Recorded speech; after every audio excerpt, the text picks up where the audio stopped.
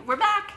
Today's movie review is a 1962 black and white Italian film, Mafioso. We watched it in Italian with English subtitles, recommended by Cindy Nikkea. Hi, Cindy. Say hi to Cindy. Hi, Cindy. Cindy's a great singer. You need her for a wedding, a funeral, bar mitzvah. You give her a call. Okay, so Mafioso. It was described as a black comedy in the blurb, but I don't think black comedy really sums it up very well. It does have humorous sections for sure, especially the part where the beautiful blonde wife from the north is waxing the hairy Sicilian sister. It's very funny. And then the family thinks, oh, that the wife is like a goddess or a queen, you know, because she took the body hair off this girl. It's very funny. But it has a killer ending. It ends darkly, because that's the black part of the black comedy. I don't know, but very interesting ending. The mafia part shows up at the end.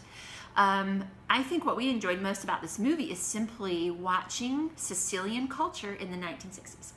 Yeah, especially like for me, because like I'm just a 16-year-old white girl who's never left the country, and so you kind of assume that other countries, since they're smaller than the U.S., they just like are the same throughout.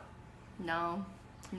The humor comes from the contrast between this wife from northern Italy, this blonde, beautiful, well-dressed wife from northern Italy, going back to her husband's hometown for the first time in Sicily, and how she doesn't fit in with the Sicilians. It's very different cultures. And the Sicilians are all about being on top of each other and in each other's personal space, and they kiss each other on the cheeks.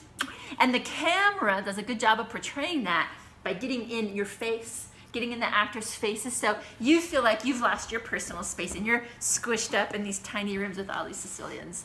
Very good camera work for that. And how did the Sicilians, how were their houses portrayed? They were packed with furniture, and they didn't even have real rooms. They just had curtains. Yeah, separating these areas. Yeah. And they had to climb on the furniture to get around the rooms. There were chickens under the bed. Chickens under the which bed. I relate to. Yeah, very interesting. There was a great music moment.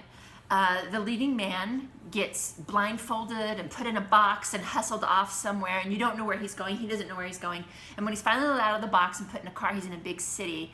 And right away from the music cue, I knew, and I turned to Sylvie and I said, he's in New York City, because they played such spot-on New York City style 60 jazz. You know, right away I was like, oh, they're in New York City. It was really great. It was a nice little moment there. Nice touch on the music. Yeah, what about the men? There were no there were shirtless men, but they were old. They were old, like 90. Yeah, no hot men in this movie, but that's okay. It's still a movie worth seeing. We still enjoyed it very much. And the little girls. The little girls. The little girls. Is there anything cuter than little girls speaking Italian? No. No. In fact, we think the little girls need to get together with the little boy from Cinema Paradiso to be a perfect family. We don't feel this movie's appropriate for children under the age of maybe 14. There's nothing really, you know, I don't know. It's not explicit. It's not, yeah, it's not like a bad movie. It's just that it's a little bit adult in theme and tone. Maybe it's about the mafia. And there were things that would totally go over a Yeah. little kid's head, just completely. Yeah, so not really so much of a family film, but a great movie that steeps you in Italian culture for an hour and a half. Very enjoyable to watch. 4 thumbs up.